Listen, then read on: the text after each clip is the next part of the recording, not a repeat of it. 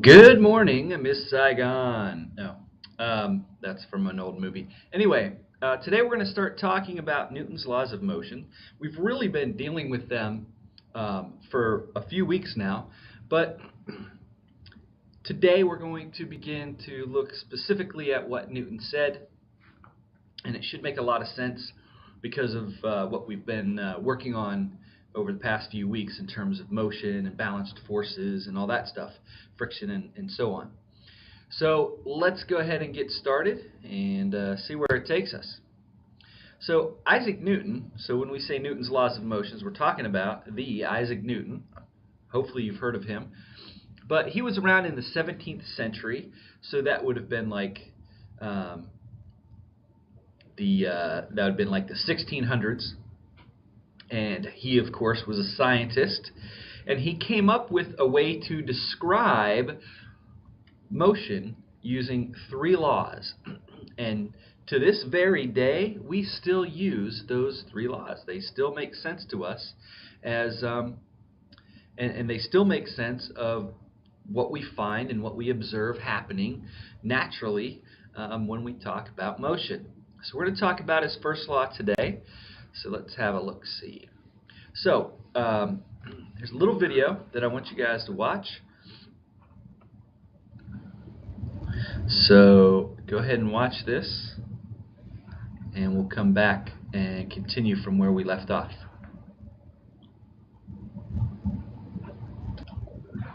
Okay, so hopefully you watched the video. You were only needed to watch the first 22 minutes and 34 seconds of that video, at least for now. When we talk about the second law of motion, we may finish watching that. There's only about 5 minutes left. The gentleman in the video talks for a much shorter period of time about the second law of motion, but it's not as intricate and not quite as confusing, perhaps, as the other one. I'm going to turn the light on so maybe you can see me a little bit.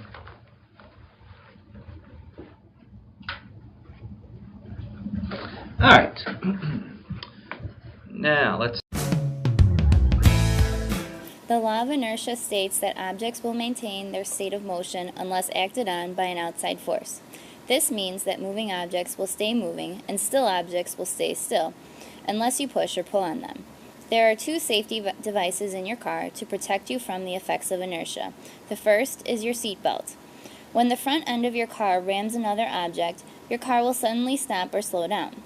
Because of inertia, your body will want to stay moving at whatever speed it was moving before the accident. If you're not wearing a seatbelt, this means you will hit a windshield. The seatbelt provides a force to stop your body's forward motion.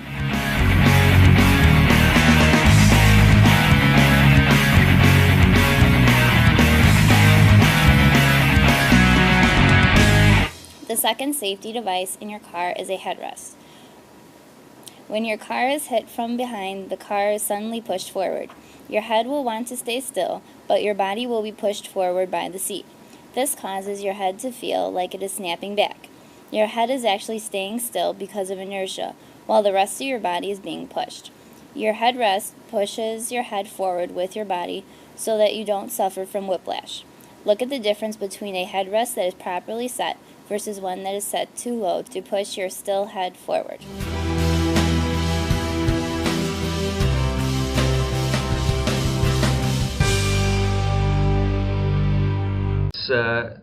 Talk about this. So an object at rest stays at rest according to Newton's first law.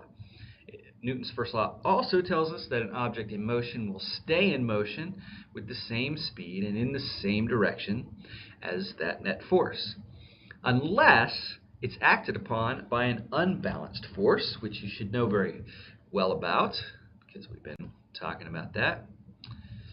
So I want you to take a look at one more video. This one's a much shorter video and pretty cool too. So go ahead and pause this video and watch the QuestLab Airboard video.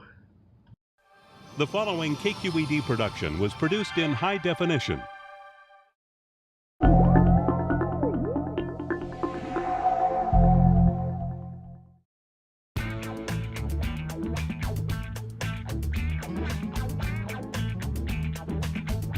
Hello, I'm Paul Doherty, Senior Staff Scientist at the Exploratorium, And for today's Quest Lab, we're going to be looking at Newton's 3 laws of motion.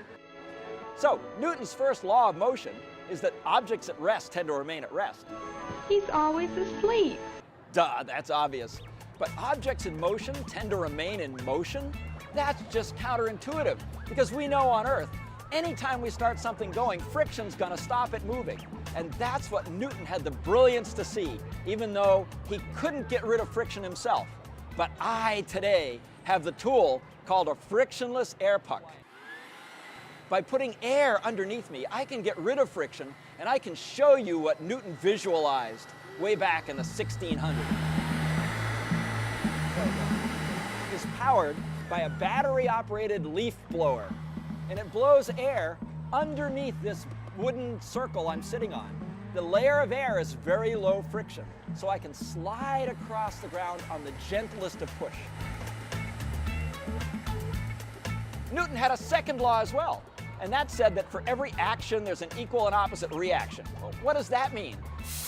I've now added a fire extinguisher, and this becomes a rocket motor. When I squeeze the trigger, it will accelerate carbon dioxide that way, and by Newton's law of action and reaction, it will push me the other way.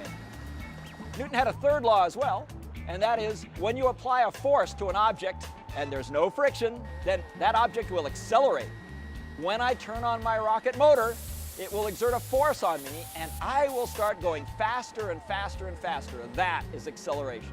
From these 3 laws, we can understand all the motion in the universe, and indeed, how you can drive to the store and get home safely.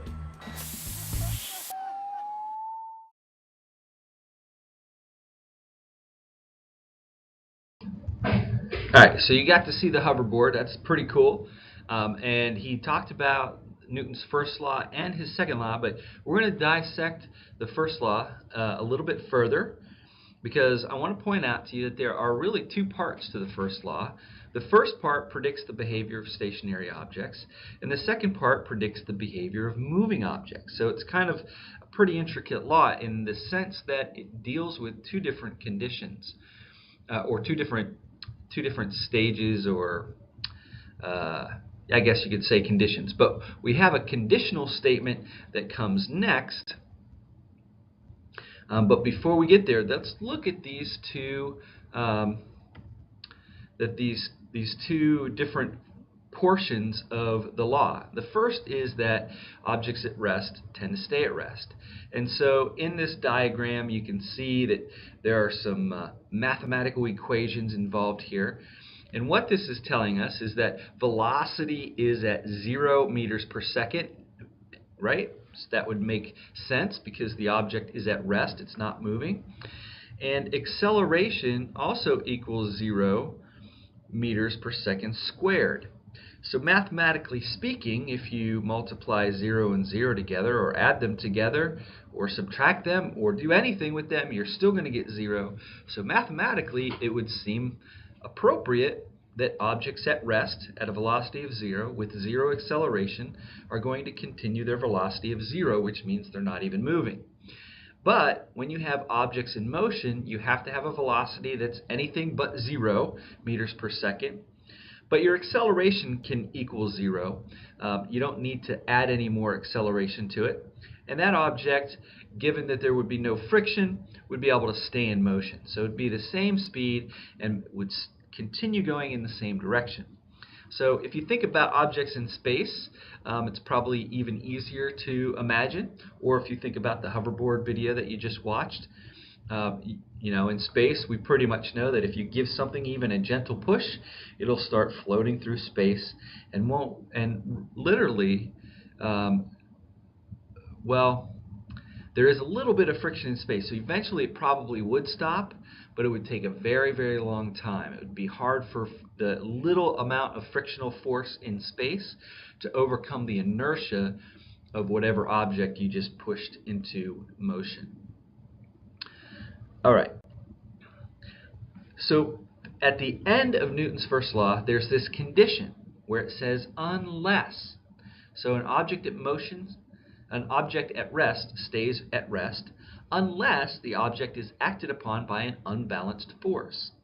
Or you can take the other side of the equation An object in motion tends to stay in motion unless the object is acted upon by an unbalanced force. So friction would be an unbalanced force that causes an object that's in motion to stop moving. Okay. So that should hopefully make sense to you.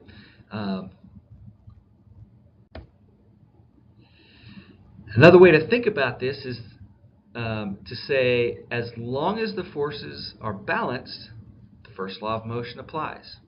Okay? Unless. That's the condition. And Newton was smart enough to realize that the rule worked, but there was an exception to the rule, and that's when an unbalanced force comes into play, a net force, if you will. So if that doesn't come into play, if that clause, if that exception doesn't come into play, if there's not a net force or an unbalanced force, then the objects will accelerate continually. They'll increase or decrease their speed of motion. All right. In the first video, you saw the gentleman in the video talking about what happens when you go around the corner in a car, or when you stop suddenly, or when you get hit from behind suddenly and you're sitting in a car. On your worksheet, there are some spaces for you to make predictions. So imagine you're carrying a tray of water and you're walking around a track that has very sharp corners in it. So it's not a great big oval track like you would see at a race, but this is a track that has sharp bends. And if you were to move quickly to go around those corners, what would happen to the water? So make some predictions based on the scenarios given, and basically guess what's going to happen to the water, and then we'll go on from there. So go ahead and pause the video here, and we'll pick it up as soon as you're done. Okay, so your first prediction on the worksheet is starting from the starting line. So the question is, if you filled up your baking dish and you had water in it all the way up to the rim, you walked around an oval track making an attempt to complete the lap in the least amount of time possible, what would happen to the water? So when you're at the starting line and you begin to move, what would happen to the water? Well, before you start to move, the water's at rest. When you start to move, the water wants to stay at rest. So you move and the water stays in place, and you basically walk into the water and you get wet. Hopefully that was your prediction as well. And let's look at the second one. You get to the finish line and you stop suddenly because there's a reporter right in front of you, so you have to stop. Well, the water at that point was in motion, so as soon as you stop, what's going to happen to the water? Well, that water is going to want to keep moving because objects in motion tend to stay in motion unless there's an unbalanced force applied. So you stop, you're holding onto the tray stops with you, but the water wants to keep moving forward because that's the motion that it was already in. So it goes forward and splashes on the reporter. Sorry, reporter, we're both wearing wet clothes now. All right, and then the last one is when you were going around the corners, when you turned, what happened to the water? So when you turned to the left, which way did the water go? Well, it stayed where it was, maybe moving forward, but you basically took the tray out from underneath the water. So the water kind of kept going straight and then started to fall because there was no tray holding it up any longer. So gravity pulled it down to the ground. So as you turn to the left, the water, based on your perspective, seems to go to the right. It doesn't really. It continues going straight, but you've turned, so your frame of reference has changed. So the water keeps going straight, but it seems like it's going to the right because you've turned to the left. Okay? Likewise, if you were to turn to the right, the same thing happens, but in the opposite direction, right? So you turn to the right, and it goes to the left. Or actually straight, but it seems like it went to the left because you've turned and now it's off to your left instead of being in front of you. Okay? So that's what you should have, those were your answers that you should have gotten on your worksheet in the scenario. So let's go ahead and look at some everyday applications. So there are a lot of applications of Newton's first law of motion. And by watching the video, you've already considered some of your experiences in a vehicle, in a car or a truck. But have you ever observed the behavior of coffee in a coffee cup filled to the rim while starting a car from rest, or while bringing a car to rest from a state of motion? The coffee keeps on doing what it's doing. Let me tell you a little story. It's kind of funny now, but it wasn't funny when it happened. But my family and I, when I was growing up, we always used to go down to some relatives down in Maryland and stay for a week with them. And we'd go out to the bay and go crabbing, and we'd ride horses. They had horses on their little farm, and so it was really awesome. It was a great vacation we took every summer. Well, one year we were leaving, and my father placed his coffee cup up on the dashboard of the car, kind of right in front of the steering wheel. So, heads up, my dad kind of had a short temper when he was younger. When I was growing up, he had a pretty good temper. But anyway, he takes off, right? He hits the accelerator in the car takes off. This is one of those great big station wagons with a V8 engine in it, which is a big engine. The car takes off. The coffee cup that was at rest while the car was not moving wants to stay at rest. So the car kind of pulls out from underneath it, and the coffee begins to tilt, and all the hot, steaming coffee lands right in my father's lap. Well, needless to say, that triggered his temper really badly that day, and he had a few choice words to describe what he was going through. I'm not going to share those with you. It would be inappropriate. But needless to say, had he only remembered his physical science class from high school, where he learned about the laws of motion, he probably would not have placed his coffee cup on the dashboard and then hit the accelerator in the car. So, lesson learned. All right. So, here's a little GIF. Shows you the law of inertia, which is another way to say Newton's first law of motion. But the law of inertia is very commonly experienced when you're riding in a car or truck. In fact, the tendency of moving objects to continue in motion is a common cause of a variety of transportation injuries. Both small and big accidents are examples of this. So consider, for instance, the unfortunate collision of a car with a wall, like we see here in this little animation. As soon as the car hits the wall, the unbalanced force acts upon the car to abruptly decelerate it to a resting point. So it goes from being in motion to being at rest. But any passengers in the car will also be accelerated as long as they're strapped into the car by the seat belts.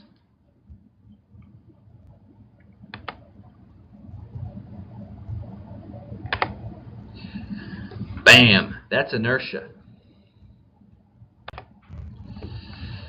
All right, so there are lots of other applications of Newton's first law of motion as well. So you've already considered the automobile. We've talked about the behavior of a coffee cup that's filled to the rim and what happens when you take off from a position of rest, and then what would happen when you bring the car back to a state of rest from a state of motion. The coffee just keeps on doing what it's doing. So when you accelerate a car from rest, or when you bring it back to a point of rest, the road provides an unbalanced force, and the brakes also apply an unbalanced force. So that's where our net forces are coming from. Here's another everyday application. So when you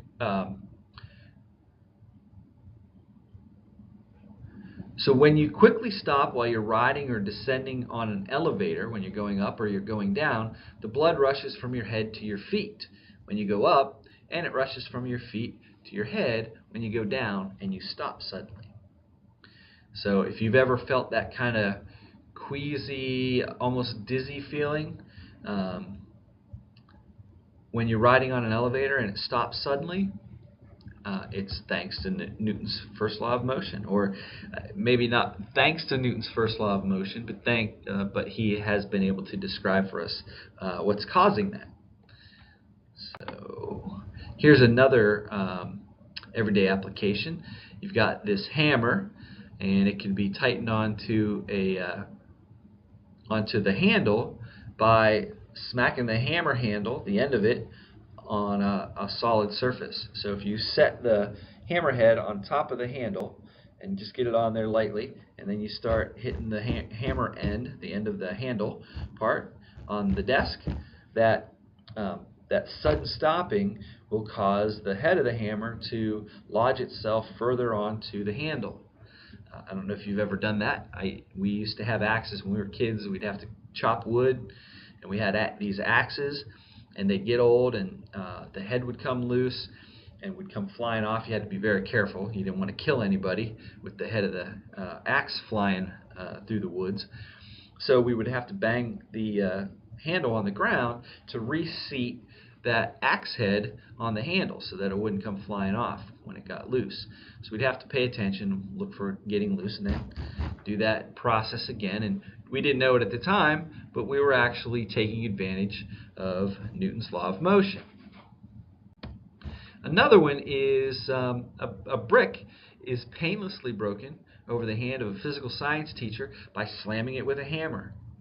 Caution, don't try this at home, especially if you know a physical science teacher. And don't come here and try it with me. I'm not going to put my hand underneath your brick.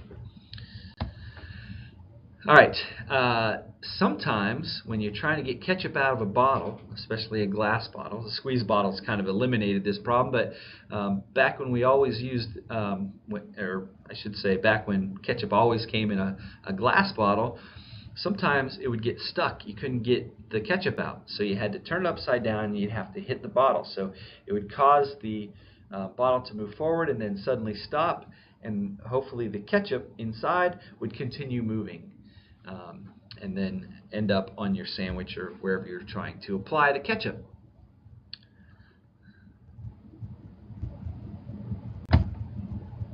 And also headrests are placed in cars, and the reason they're there is because of Newton's first law of motion. These are to prevent whiplash and injuries during rear-end collisions, because you remember the guy in the video talking about your head would stay stationary as the car kind of gets pushed forward by the other car ramming into the trunk of your car. So the headrest prevents your head from snapping back, which would cause an injury in your neck. So the headrest is a safety feature to try to overcome or compensate for the laws of motion. When you're riding a skateboard or riding in a wagon, I don't know if you've ever jumped in a wagon and went flying down a hill, seemingly out of control, probably out of control, or when you ride a bicycle, when you hit a curb or a rock or some other object that can apply enough force to your motion, you tend to keep flying forward, and your vehicle, whatever it is, your skateboard or your bicycle or whatever, tends to all suddenly stop and stay where it is. We call this an endo. I love mountain biking. I go out mountain biking a lot.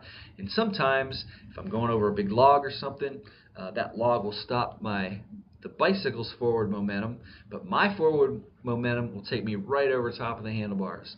Not a good day. In fact, I think I tore my rotator cuff this summer doing that very thing, and it still hurts to this day. So I should probably go see a doctor and maybe get some surgery on my shoulder, or some physical therapy or something. I don't know, but it hurts every day. Anyhow, I digress. So for our exit ticket today, you're going to give an example of Newton's first law being applied. But you have to use an example that hasn't been used in any of today's materials, none of the videos or this presentation. Come up with your very own example for your exit ticket. All right, thanks.